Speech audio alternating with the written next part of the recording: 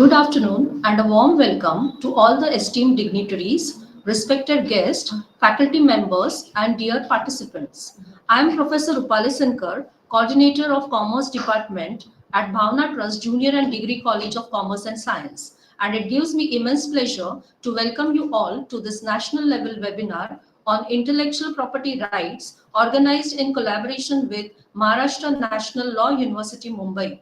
It is a moment of pride and celebration for our institution, and I'm especially delighted to share that we've been awarded with the prestigious NAC B++ grade in the first cycle of NAC with CGPA of 2.89. This accomplishment reflects our commitment to academic quality, innovation, and continuous improvement. On this special occasion, I extend a heartfelt welcome to our chief guest, Mr. Sajid Sheikh, and our esteemed speaker, Ms. Ankita Rao, Research Assistant at MNLU, Mumbai. Honored by you, I also welcome our respected principal, Dr. Aruna J. Singham, whose leadership and vision continue to guide us in our endeavor. Before we proceed with our session, I would like to introduce you to our founder trustees of Bhavna Trust, late Shri Gagubai Thokarshi Chadwa, late Shri Keshavji Umarshi Chadwa, late Shri Muljibai K. Nisar. Currently, our trustees are Shri Jayantilal Keshavji Chadwa, the chairman of Bhavna Trust, Shri Nirmal Kumar Gagubai Chadwa, trustee, Shri Premjibai Nisar, managing trustee, Shri Atul Damjibai Ankarwala, trustee. Before we proceed with the session, allow me to introduce the institution hosting today's webinar. Bhavna Trust Sarvodaya Vidyalaya and College, established in 1969, was the first private Gujarati medium school in Chembur. In 1972, the institution came up under the dynamic stewardship of Bhavna Trust, initiating a transformative journey of education excellence.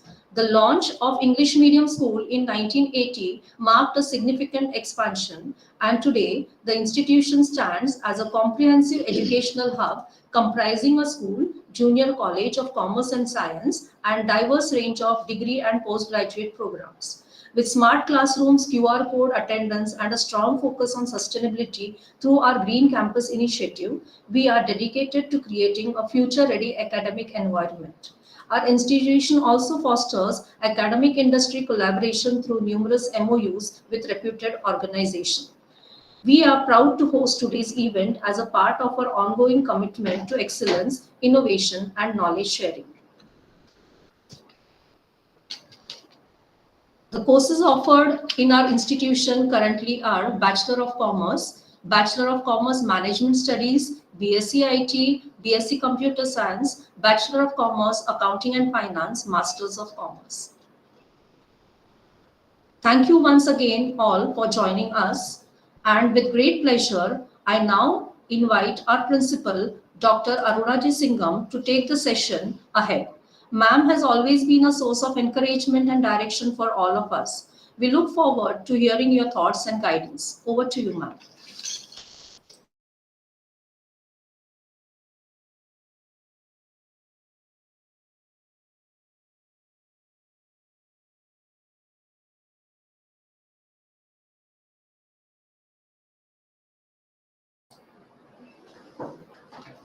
A very good afternoon to everyone.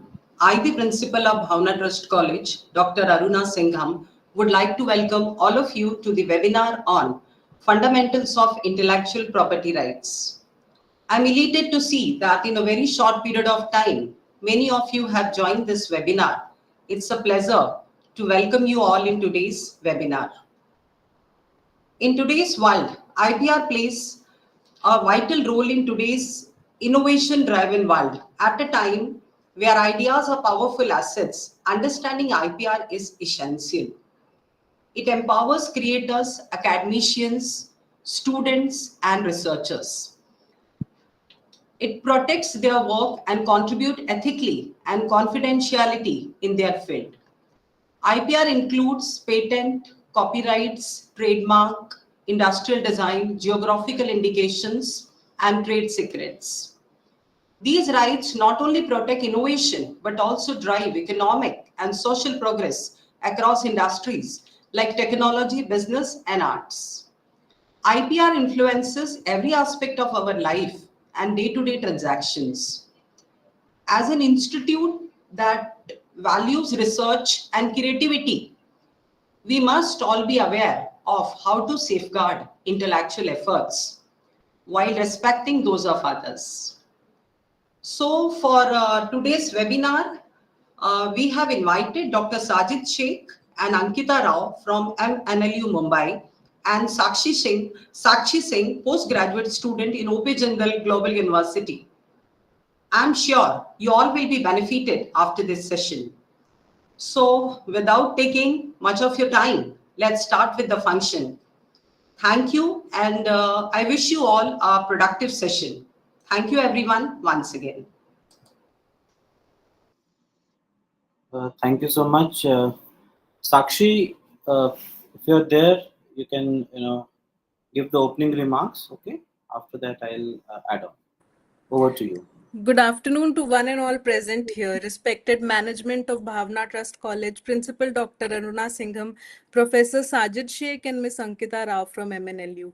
Warm wishes to every student present here. What an honor it is to address you all today. I am delighted to introduce you to a topic that is increasingly shaping the world of innovation, creativity and commerce, intellectual property rights or IPR. What is property? Let us start with the word property. Most of us think as property which can be touched or owned, like a house, a car, or a mobile phone. These are called tangible assets. That is, they have a physical form. You can see and touch them, and they can be bought or sold. But there's another kind of property called intangible assets. These are things you cannot touch, but they still have value and you can feel or experience them. For example, a song, a book, or a brand logo. These are products of the mind, and so that's where intellectual property comes in. Let us go further with an example. For example, you buy a bar of soap for some amount by paying some amount, and it is totally yours. You're free to use it however you like it. You can bathe with it, you can cut it into small pieces, or you can give it to someone else. However, an intellectual property such as a film or song, which is someone else's idea or creativity, you can experience these things by paying some amount of money, but you cannot sell or use it further. For example, you go to a movie hall, watch the movie by buying a ticket. You can take all the experience of the movie, you can all the take all the enjoyment from the movie, but you cannot record it and show it further to someone else, as that would be totally illegal. This is so because the production company owns the IP rights of the film, and they are the only ones who are entitled to do whatever they want to with the film. IP refers to certain creation of the mind, that is, things like literary and artistic works, designs, symbols, names, as well as images used in different brands. It is basically the property which is intangible. You can't hold a song or a logo in your hand. However, they are incredibly valuable. The law recognizes the people who create something original should have certain rights over their creations, lest it would be misused by someone else. These rights are called intellectual property rights. There are several types of intellectual property rights, the most famous one being trademarks. Trademarks protect brand names, logos, or even certain slogans which are very famous for their brand. One example of a very famous trademark is the Nike swoosh or the tick mark logo of Nike or the Coca-Cola logo. Then there are patents, which protects inventions and new technologies, such as the technology behind your smartphone or an invention of a new medicine. Copyrights protect literary and artistic works such as books, movies, music, and paintings. So whatever you watch on the screen, whatever you hear, such as songs, or whatever you read, the books, all of them are creation of someone's mind and come under the copyrights. Trade secrets. They protect confidential information of businesses, such as formula of Coca-Cola, which is a secret to date, as well as the KFC's secret recipe. Industrial designs. They protect the visual designs of objects, such as the unique shape of a car or a piece of furniture.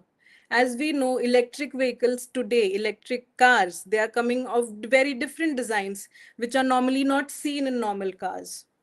So these are industrial designs.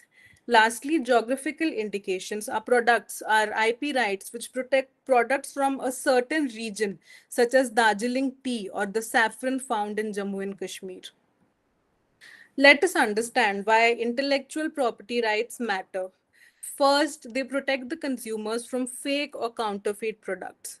Some small sellers might put logo of big brands such as Adidas or Nike on their low quality shoes and sell them off for a meager amount of 300 or 400 rupees in their local market. This not only harms the purchasers but also harms the goodwills of the brands which are targeted. IP encourages innovation because if people know that their innovations, their creations are going to be protected, then they are most likely to invent more time and money in developing new ideas. For example, an author earns money from book sales, or an inventor can license their patent to a company. Economic growth. IP is a major driver of modern economy. Many of the world's valuable companies such as Apple, Microsoft or Google derive much of their value from their IP, from their goodwill, not just from their physical products.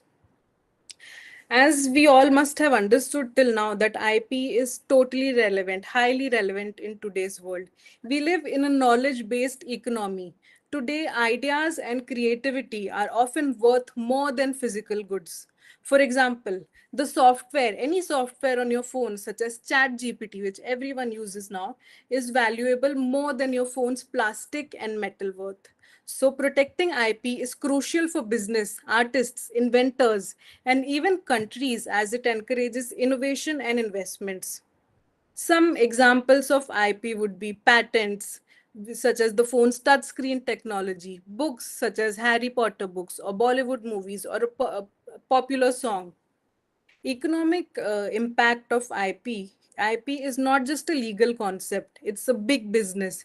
Protecting IP helps big companies earn revenue through licensing and sale. Such as books, the authors earn royalties through books and revenue through different types of licensing and sales. It creates jobs and helps compete globally.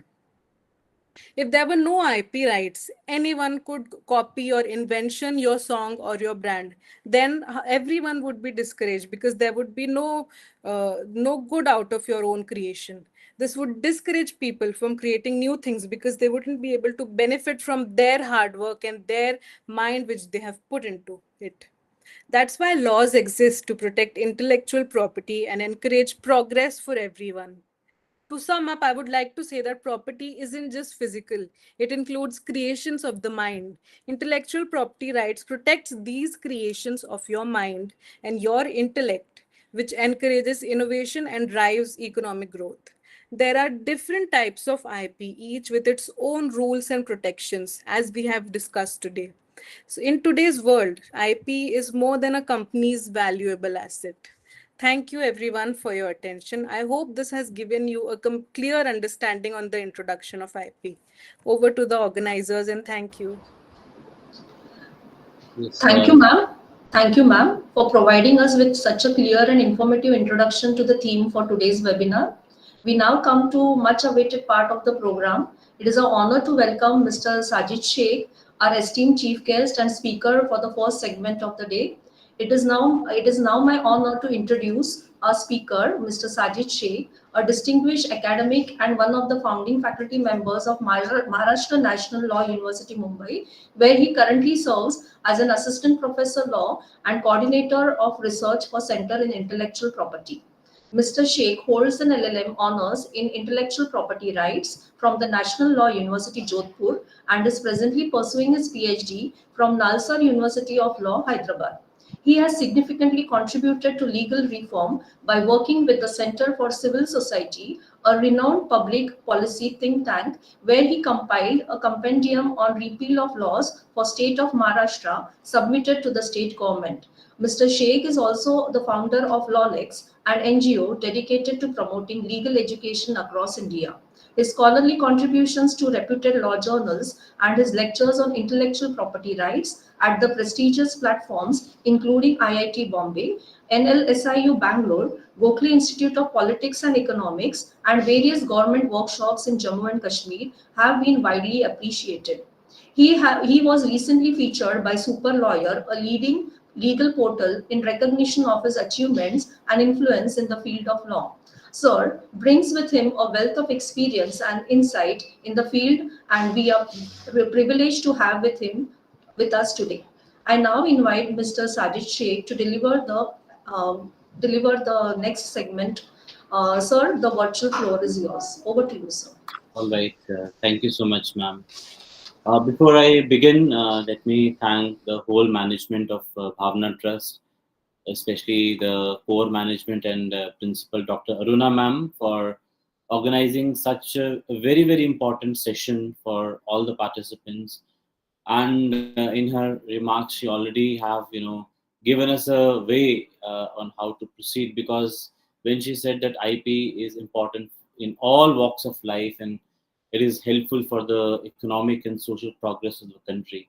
So thank you, ma'am, for giving us this very direction. And thank you, Sakshi, for your introduction about the Thank you, IPR. sir. You have covered the aspects related to why IP is very, very important for us, and types of IP, and simple examples which you gave, with which we can connect on how IP matters to us. I'll take this very discussion forward. I have a presentation with me. I'll share that. Um, right. Uh, is the presentation visible? Yes. Yes, sir. All right. So, because we know right now that yes, intellectual property is an intangible property. It's a creation of human mind. Yeah, it's a property, kind of a property, which cannot be measured, which doesn't have a form, so on and so forth. And when we are talking about intellectual property rights, because there are two terms, one is IP and IPR. Intellectual property rights is the right which the creator gets over the intellectual property which he has created. Now, these rights are granted by, of course, the government. In India, intellectual property office is there which grants these very rights. These are negative rights, as well as these are considered to be exclusive rights. When I say exclusive rights, it means that everyone else is excluded from taking away my right. For example, if I have created a work, of course I can freely use it, but other people cannot infringe my right. And if they want to use it, they have to take my permission. And again, multiple modes of permission might be there in the form of assignment or license. So this is one aspect.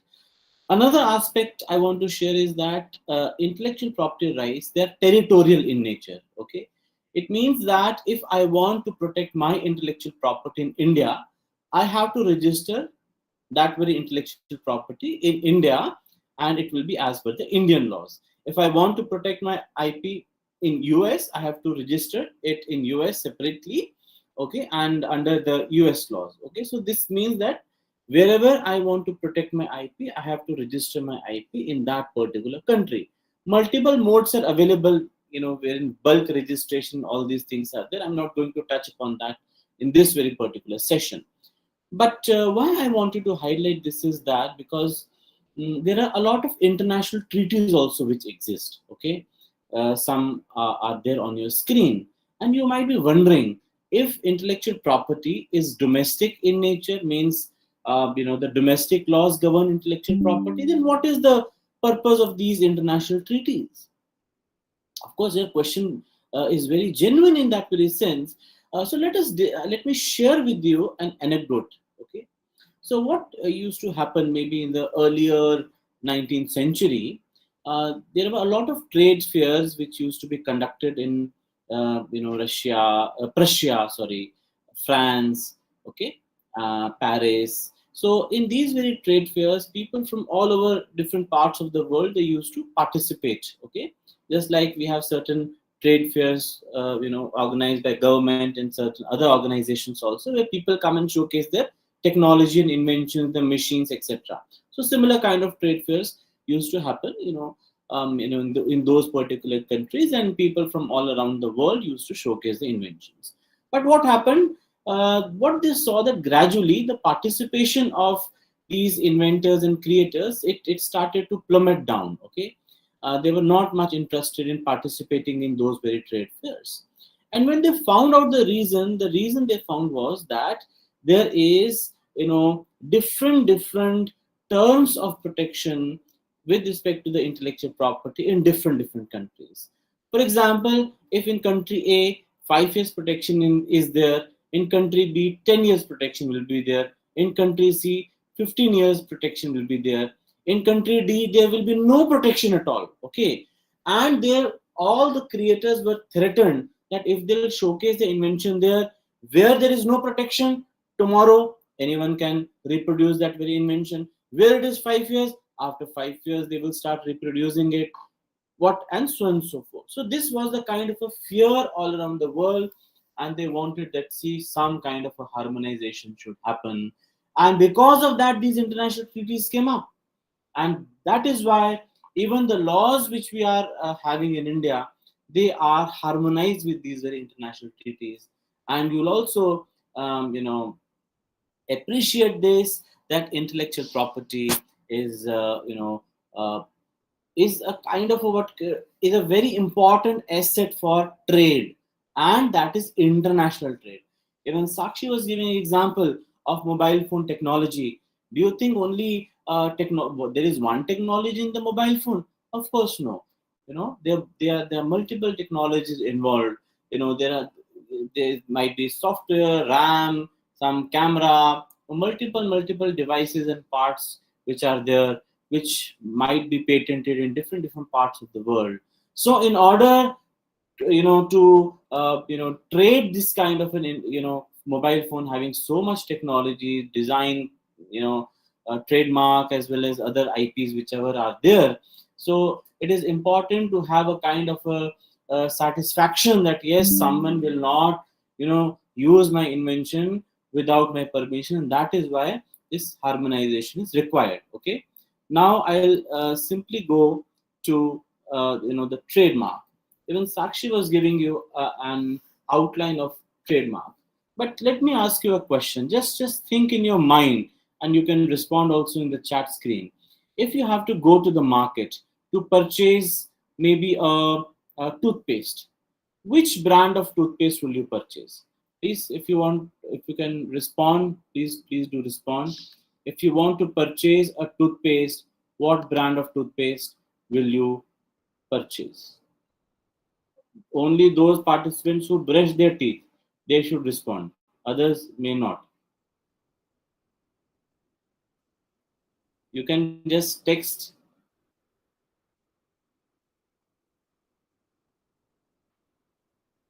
Okay. All right. So maybe there is a bit of reluctance in responding. Okay, yes, fine, no problem. Okay, so yes, people who brush their teeth, they are responding. Yes, Colgate, Colgate, Colgate. Okay, so very right, of course. Dant Kanti, Colgate, some may say Pepsodent. Now, whenever you go to the market to purchase these toothpaste, do you at all the times and all the occasions see the ingredients? What are there in that very toothpaste box? What are written on the toothpaste box? 100% no. Maybe first time you would have seen the contents, how much of calcium level is there, other chemicals are there, what is the base, but not all the time. Why so? Because there is a kind of a trust which is there in that very particular brand. You know that Colgate is a trusted brand. It will not use any kind of a hazardous substance. It will not use any kind of toxic material. Okay, be it Colgate, be it Pepsodent, be it Dant Kanti, whatever kind of brand you are choosing, you have a kind of a trust. And do you open the box, check the tube also if it is white in color or not? Of course no, because once you see that on the box it is written Colgate, or on the box it is written Pepsodent, and it is mentioned Colgate toothpaste, you are relieved that yes, inside this very box, good quality of toothpaste will be there, right? And for example, if you go to grocery stores and supermarkets like maybe DMart and Heiko and other kind of supermarket like Smart Bazaar and all. So, how do you identify that you want to purchase Colgate toothpaste? You go to the aisle, you see that boxes are there with Colgate label, and certain boxes are there with Pepsodent label. Some are there with Dankanti label. And what by seeing that very brand name, you very purchase. And what it does, it lowers your the energy which you want to spend on searching for that very toothpaste, because it is in your mind. This is what advertisements do. It lowers your search cost. You have it in your mind once you see that very in advertisement. Okay, for example, value of the brand itself is so huge, it is unimaginable. Okay, so I told you the purpose of trademark. It is to distinguish goods or services in maybe the place where you are living. You'll see a lot of on shops, a lot of names are written like Mohanlal, Madan Lal, all these things. See, point is that are they registered trademarks? Many of them may not be registered trademarks. So let me tell you, if you want to sell your product, there is no need to register your trademark. You can, whatever you want to call your product, you can call that product by any name whichever you want. But you have to remember that someone else may register similar mark, and then you may have a problem. That is why it is always advisable to register your trademark.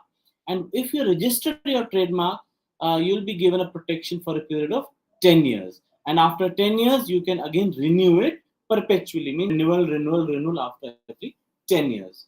Okay. Multiple types of trademarks are there, like brands. You can just see, I've kept this very slide for examples. Classmate, Nokia, Ford vehicle brand is there, Nike, shoe is there, Sony, it produces a lot of entertainment stuff as well as technology, phone, cameras, etc. Levi's is a clothing brand. Okay, then certain letters are there like M, P, F, HP. These are also protected under trademark.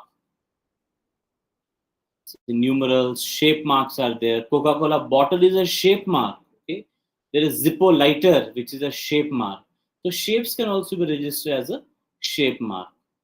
Okay, and combination of colors are also registered. And you might have observed that sometimes what happens, a certain kind of packaging is along with the logos, etc. For example, Domino's, the box of Domino's has a different kind of a trade dress. Okay, so all these things can also be protected. Even short soundtracks which are less than 30 seconds in length, they can be protected as sound marks. Because for example, Nokia tone. Okay, earlier many of us, we were using Nokia, and whenever we used to switch on the phone, there would be a kind of a tune. Tun tun tun tun tun tun tun. So this was Nokia tone. Okay, and anyone can recognize if whenever this tone is played without having a look, whether it's a mobile phone or whether it is any kind of a device, that yes, this product belongs to Nokia, because Nokia tone is being played when you are switching on that very device. Okay, similarly, multiple other sound marks are also there which are registered. Okay, then again, other types are there. I'll not go into the details, but again, one kind of mark is there which is called a certification mark. Okay, for example, there is a mark of ISI. Okay, on these hardware materials. Whenever your parents want to purchase some plumbing material, anything, okay, they always insist that buy a product which has ISI mark. Why I say ISI mark? Because they know that it is a trust of a quality. That product will work in a better manner. If you want to purchase gold, even government has started a campaign that always purchase, BIS marked gold. Okay, hallmark gold. Okay, so your Bureau of Indian Standard is there. which has which has created this very certification mark, which is a hallmark. Okay, then FPO marks are there, food processing marks are there, the red one and the green one. Whenever you see these marks, you can identify that yes, this is vegetarian or non-vegetarian product. Okay. Now, new types of marks are also coming up. For example, smell mark and taste mark. But smell and taste mark, as of now, they are not registered in India, but in other countries they are there, because certain things may have a peculiar smell. Okay, as well as peculiar taste, and by virtue of that very taste or smell, you can identify that very product. So it can be done, but presently it is not being done in India. And many famous personalities, they have trademarked their names and they have created a brand out of their names. Next, I want to talk about is geographical indications. These indicate, see the terms which are there. Geographical, again, relates to geography, region, territory. Indication is an indicator. Okay, it indicates, it shows. It can be a kind of a tag. Okay, it can be a sign which indicates. So, geographical indications are kind of tags which are given to certain kinds of goods. Okay, it is available only for goods, and these goods, they have a kind of a quality or reputation, and this quality or reputation is there because of their specific geographical origin. Now, Sakshi was telling about saffron. Okay, now saffron of Kashmir, there it's a geographical indication is given to saffron of Kashmir, and because of that, the saffron of Kashmir is available at a very very high price. It may go more than 500 600 rupees for a single gram. Kitna chota hota hai gram? Single gram of that very saffron costs more than 500 600 700. Achhi bottle mein le loge, it may go for 1000 rupees also. And why it is so valued? Because it has a kind of a quality. It is highly reputed, and the reputation is not recent. That reputation is since very very long. Okay, and there is a very high quality product which we get. Okay, now saffron is there in other parts of the J&K itself. Multiple saffrons are there. In Kishtawad is one region where one kind of saffron is there. From Iran also saffron is imported, but again the quality of Kashmir saffron, it is unmatchable, right? And that is why it is highly regarded.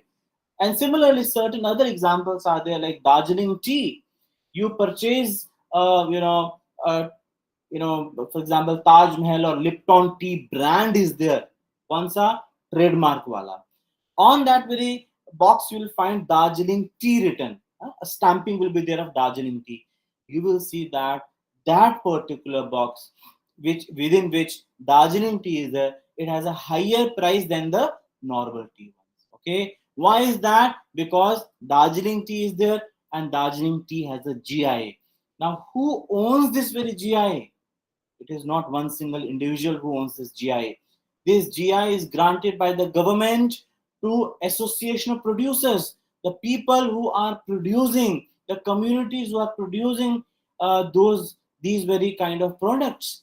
It is their rights. It's a community right. Okay, uh, let me be honest. The process of registering a geographical indication is a bit cumbersome. Okay, because a lot of testing is there, because when we are talking about quality or reputation, okay, so a lot of research has to be done. But yes, a lot of government is taking active efforts in that. Okay, and government organizations, universities, departments, they are helping these very producers to get their geographical indications registered. But please note this very thing: GI can only be registered if it has a quality or reputation which is different from others. Okay, and this GI is protected for a period of 10 years, and again perpetual what we can say renewal is there again and again and again. And GI has a huge global market. If you'll go to certain airports like Delhi as well as Goa, you'll find that there are GI stores. Government wants people to buy those genuine GI products, and it adds to the rural economy. It increases the GDP of the country, and that is why these kind of intellectual property should be protected. Next kind of intellectual property is industrial design. Okay, and industrial design, for example, this pen is there, two kind of pens I'm having, bottle I'm having. What I'll give you one example before I talk about it. On an average, what do you think is the price of an electric kettle? Electric kettle wherein you boil the water. Can anyone tell me the normal local one which you purchase? What is the usual price? Now is the time to respond. Type करके बताओ. 200 का है. 300 also, 500 also, 700, thousands. Very right, sir. So you said that the range starts from somehow 500, may go to 800 also, extremely 1000 also. But you will see that if you just Google online the cost of Havells brand electric kettle, the cost of that very kettle is in the range of 2500. The mechanism is the same. Your electric kettle of 500 rupees and 2500 electric kettle will work the same. It will take the same time in heating your water. So what is the differentiator here? Dear friends, the differentiator here is the design. The design of the normal kettle and the design of Havells brand kettle. That is the differentiator. You know, we have been using pen. This kind of pen we have been using since ages, but still these very pens are in the market. Industries are there producing these very pens. Why so? Why are they still existing in the market? There is no innovation. ऐसा लिखता था pen, पहले भी लिखता था, अब भी लिख रहा है. क्या हो रहा है? वो ऐसा ये चीज रही है that new and new designs are coming up in the market. I'm having 2-3 pens in my hand right now, okay, and multiple are in my drawer. So point is that we may have the product, but we still have a kind of a fascination, a desire to buy something which looks unique, which looks beautiful. We may have one bottle, for example, this very bottle. Why I purchased this very bottle and why you have purchased the bottle which you possess is because the kind of the design it has. So, dear friends, it is the aesthetic or the ornamental features of this very kind of a product, which we call as design.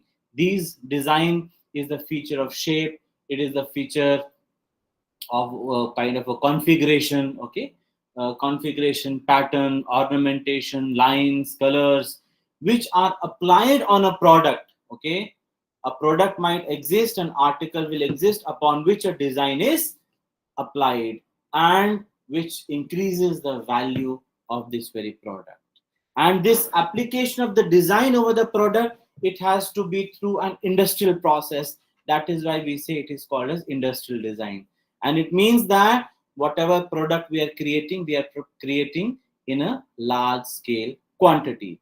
So when I said design is applied on the article, it means that bottle is existing. If it is not in this shape, it may appear in a different shape. So bottle exists, but upon that very bottle, a kind of a design is applied which increases the value of this very product.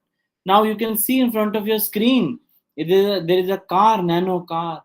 37 designs have been registered. One for window, one for maybe mirror, bonnet. Okay, so all these things, design would have been registered. All these are examples of design in front of your pen, bottle, iron. All these things are protected by virtue of design. So you are required to register industrial design. If you want protection, you have to register your design. If you do not register your design, then what will happen? You will not be able to protect it. Once you register your design, you will get a protection for a period of 10 years, which you can renew for another 5 years. Okay, so in all, we can say that 10 plus 5 years of protection is there. Here, I also want to highlight one thing. The clothing, okay? maybe the already designed clothes also, as well as the textile. Both are protected under industrial design. Okay, because if I'm saying textile, okay, एक कपड़ा है बड़ा सा, उसके ऊपर design print किया जाता है, right? So that design is printed on that very cloth. Secondly, the designer wear, maybe the, you can talk about our dress material, clothes which we wear, or bags, our wearables, घड़ी हो गया, कड़ा हो गया, bracelet हो गया, all these things are protected by virtue of industrial design. जो बालों में clips लगाते हैं, those are also protected by virtue of industrial design. Okay, and I see that in our fashion industry, lot of infringement of design is happening, and that is happening because these people are not aware on how to protect their designs. Problem kya hai? They keep on revealing, they are keep on posting their designs on social media. Later on, someone copies it, and because of which, because firstly they do not register design, and they put it on social media and everyone copies it. So the more and more awareness is required in this regard. Okay. Next kind of an intellectual property, semiconductor integrated circuit layout design. Now, again, it is not a very popular kind of IP protection, but yes, it such protection exists. Now, I'll firstly give an example of how you can relate to this kind of intellectual property. Abhi to we have stopped repairing our mobile phones. Ab kharab ho gaye. Now everyone, we used to repair our mobile phones, and whenever we used to go to that very shop, the repair person would used to tell us, इसका तो IC खराब हो गया है. IC, तो IC क्या है? वो ये है integrated circuit. In front of your screen, you can see example of an IC. This black color chip is there, okay, which is connected to this very board. इसका माइक्रोस्कोपिक और zoomed out version, microscope से zoomed out version is given on the right. Okay, now obviously this very chip is there to have a kind of a functionality, but functionality is not protected in this layout design.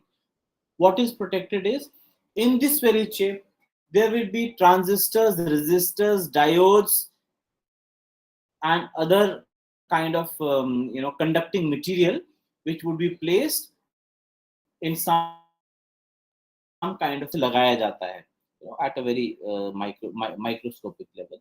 And this, that is why we say this layout design is protected of this very semiconductor integrated circuit. And why it is important? See, I am delivering this very lecture using a laptop. Earlier, before laptops, desktops were there. Bulky. Laptops little less bulky. Now mobile phone has a better technology than my laptop. Some may say, sir, my watch has more technology than my laptop or my mobile phone. And what has made it possible? Layout designs.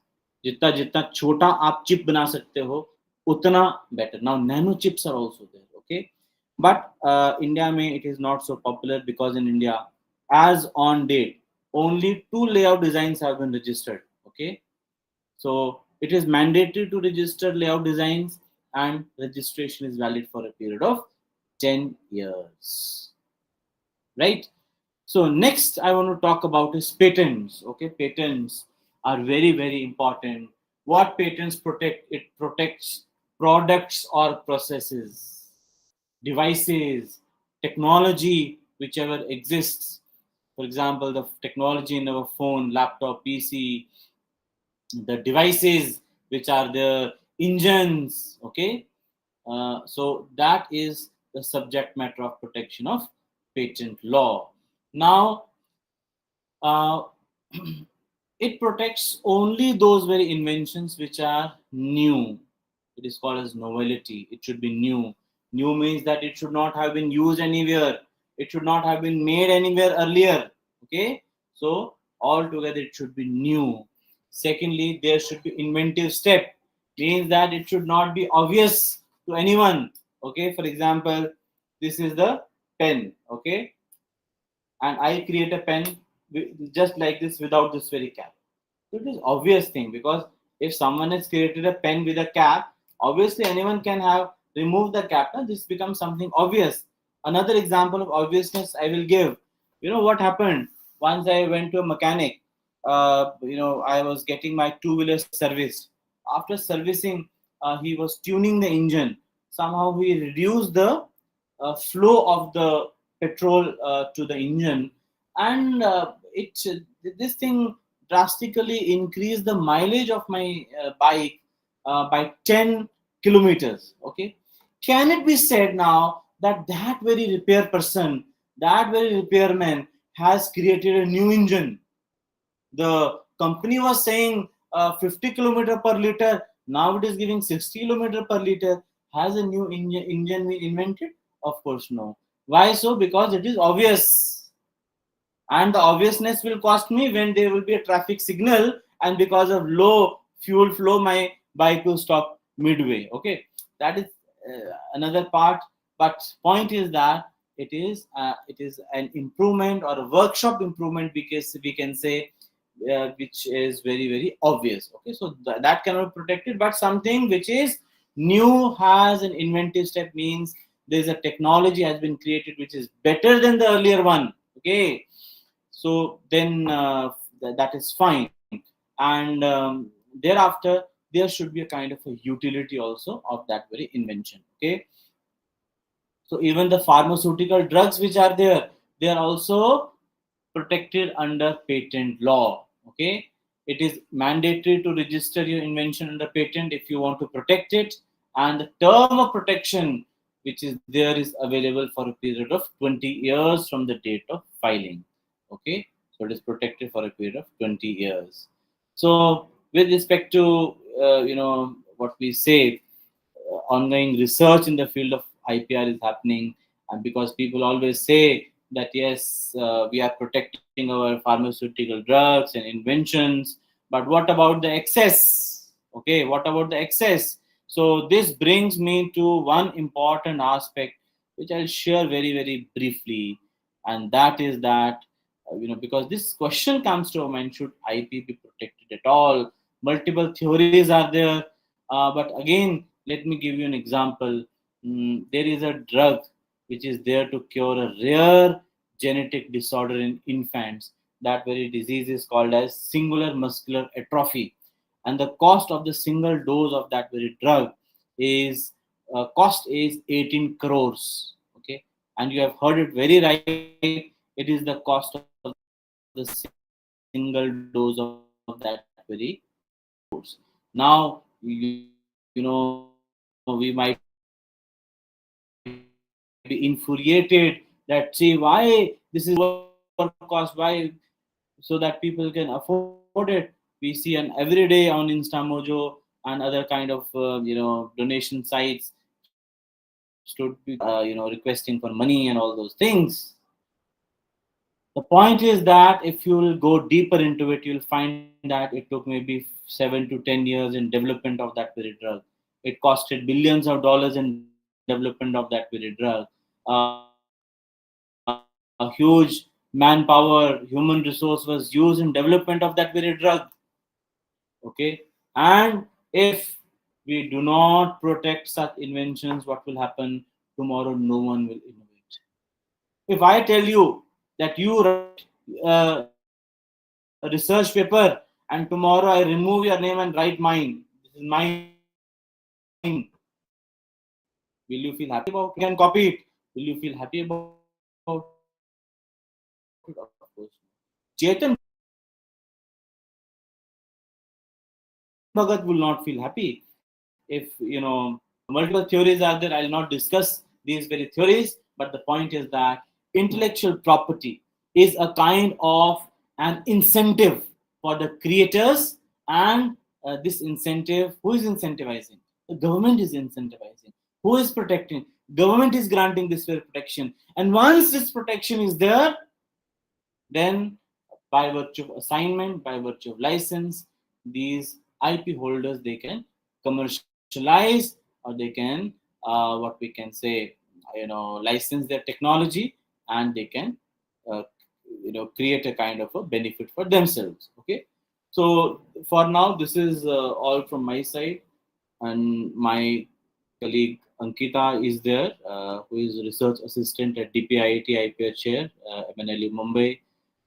She has done her masters from NLU Jodhpur, graduation from Symbiosis Law School, and she has been a gold medalist um, during her LLM, I think in UG also. But so yes, over to you, Ankita. Thank you so much sir, for such a generous introduction.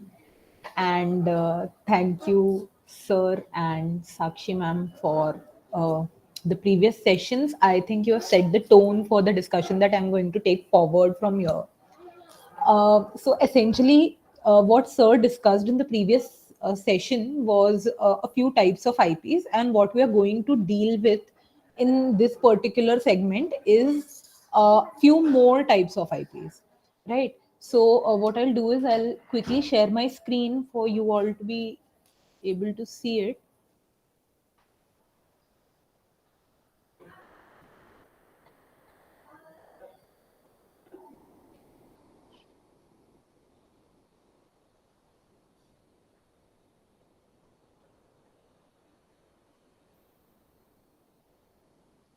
Um, okay, just give me 1 second. Yes, visible. Just give me 1 second, sir.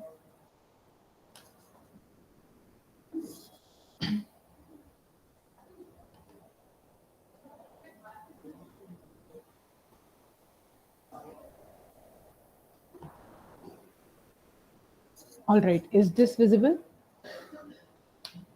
Yes. Yes. Yes, ma'am. All right. So, what we are going to deal with right now is one very typical kind of intellectual property, which is copyright. So, as Sakshi ma'am also pointed out earlier, that copyright essentially broadly deals with literary and artistic works.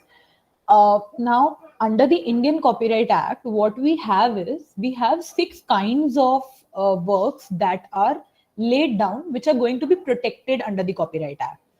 Now, these are literary works, dramatic works, musical works, artistic works, cinematographic films, and sound recordings. Now, when we look at each of these definitions that are provided under the Copyright Act, we find that most of these definitions are not exhaustive in nature but inclusive in nature. So, when you read the definition of literary work under the Copyright Act, you will find that it says that literary works include such things. But broadly speaking, literary works are anything which are written down in a tangible format, right? And that tangible format need not necessarily be a paper pen format, but it may also mean just maybe writing it down on a computer screen.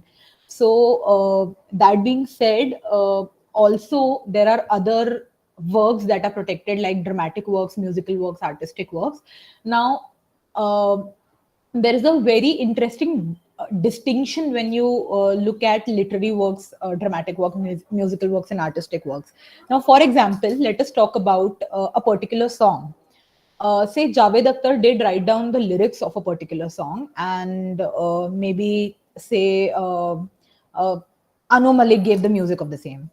Now, in this particular song, there are two different kinds of works that are associated, right? Since Javed Akhtar wrote down the lyrics of the songs, the lyrics would fall within the domain of a literary work, and the music that is given by Anu Malik would fall within the domain of a musical work. So both of these would be protected as two separate works under under the domain of copyrights,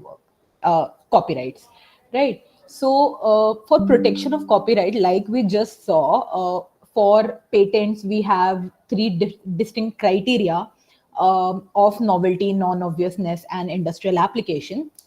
For copyright, what we have is only one criteria, and that is originality, which means that as soon as you create a work which is original in nature, it gets protected. Now, again, there are certain IPs for which registration is required, Copyright is one such IP in which registration is not compulsory. So it means that as soon as you generate a work, as soon as you come up with a work which is original in nature, and it has to be a work which would fall within the domain of these six categories, which is literary, dramatic, musical, artistic work, cinematographic films, and sound recordings. uh, as soon as these works fall within these six categories and are also original in nature, copyright starts to subsist. Now, another very interesting thing is copyright does not subsist in the idea, but the expression of the idea in a material form, which means that something which is only in my head is not protected.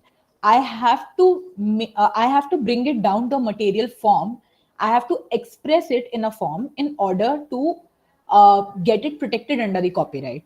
Now, for example, a very interesting example again, there are empty number of movies, hundreds of movies which are made around the plot of a boy and a girl who falls in love and end up marrying each other, right? This is merely an idea of a romantic movie.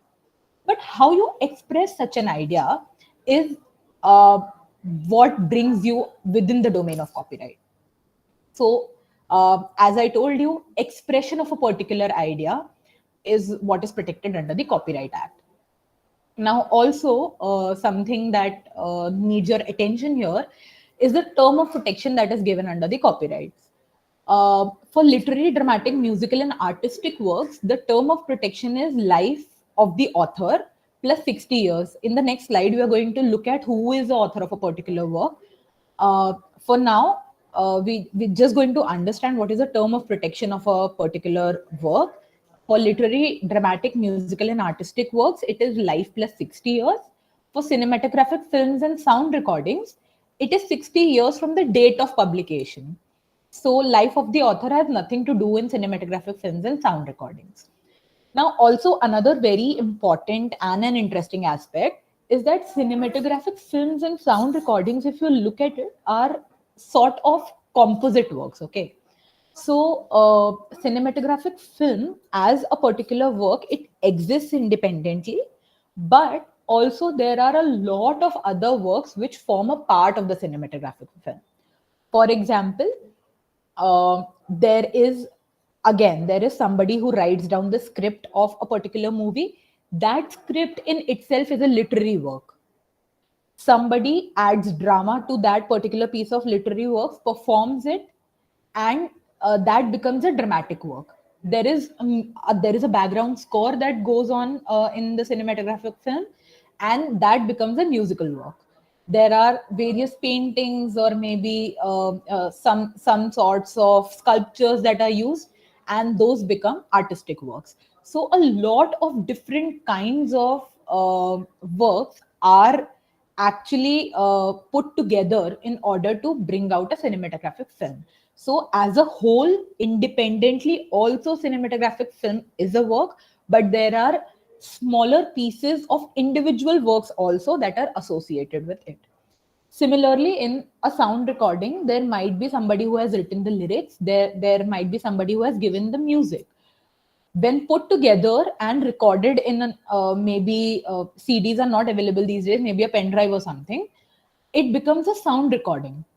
Now, once a sound recording comes into play, it means that sound recording would itself be an independent work, and it would consist of different kinds of individual works, which are literary works and musical works, right?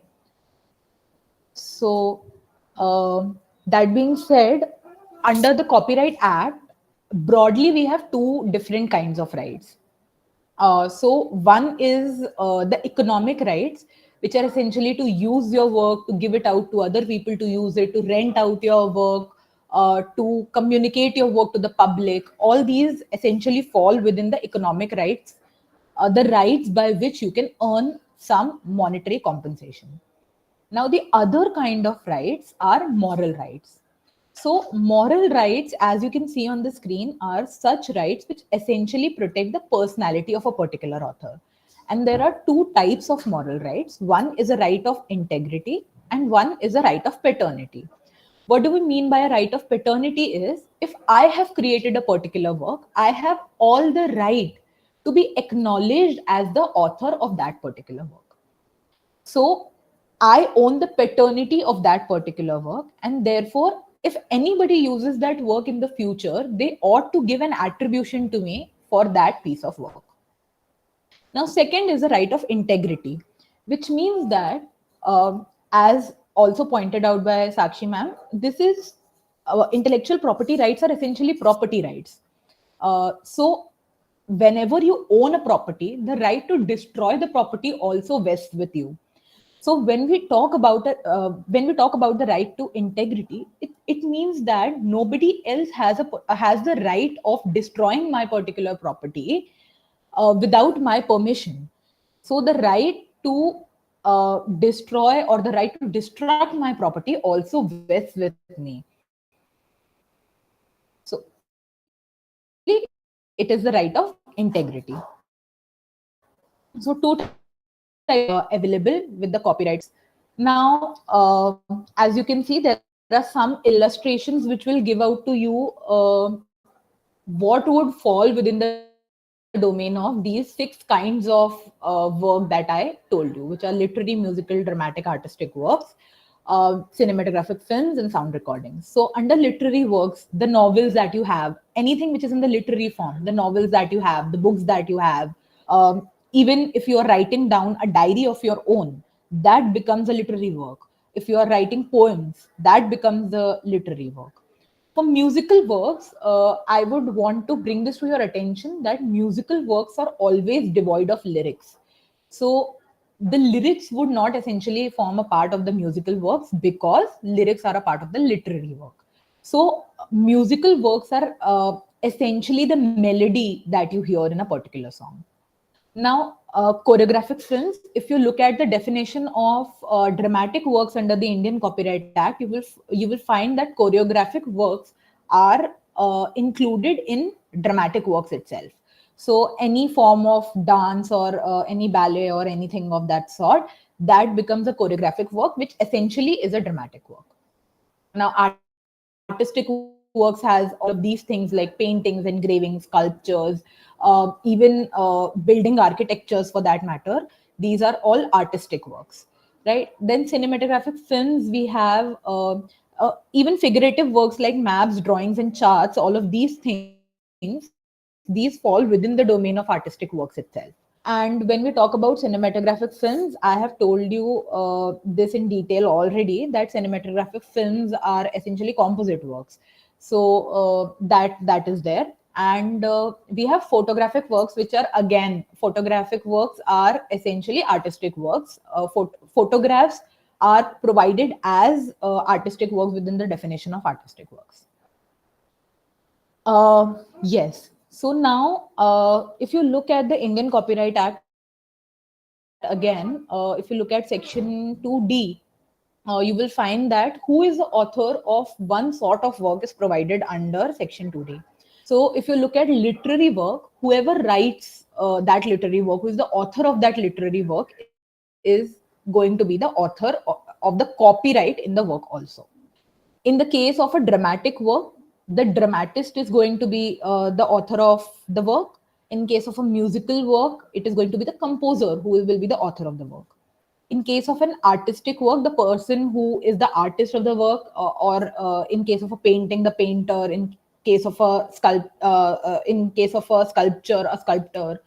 And in case of an architectural work, an architect. All of these people are going to be the authors of a work. In case of a photographer, the person who clicks the photograph or the photographer is the author of the work. Now, this is again a very interesting point. If you look at the author of a computer program, now, if you look at the definition of a literary work under the Indian Copyright Act, again, you will find that computer programs are included under the definition of a literary work itself. However, the author of a literary work and the author of a computer program is not the same. Now, literary works author is the person who writes it. However, the author of a computer program is somebody who causes the work to be created. And in case of a cinematographic film and a sound recording, in both these cases, the producer is going to be the author. The reason why cinematographic film and sound recordings, the producers are um considered as the author of the work is because there is a lot of um, monetary incentive that these producers require in order to make such movies and such sound recordings. There is a lot of money that is involved in case of such works like the cinematography, film, and sound recordings. A lot of money is involved, and this money is essentially brought in by the producer of the movie or the sound recording. So, in such cases, what happens is these are the people who essentially require the output, whatever the output that is received from that movie or that sound recording, it ought to go to the producer because he is the one who has brought in all the money and all the resources in the first place. Now, again, a very interesting concept that is provided under the Indian Copyright Act and copyright in general is the concept of fair use. Now, we also need to understand that just because maybe a particular book or maybe a particular work is copyrighted, that does not mean that the people, uh, that the consumers in general do not have a right to access that work. Now, if you look at maybe some of your course books, those are written by certain authors. Now, just because those are written by certain authors, that does not mean that you're not allowed to use that book in your course curriculum.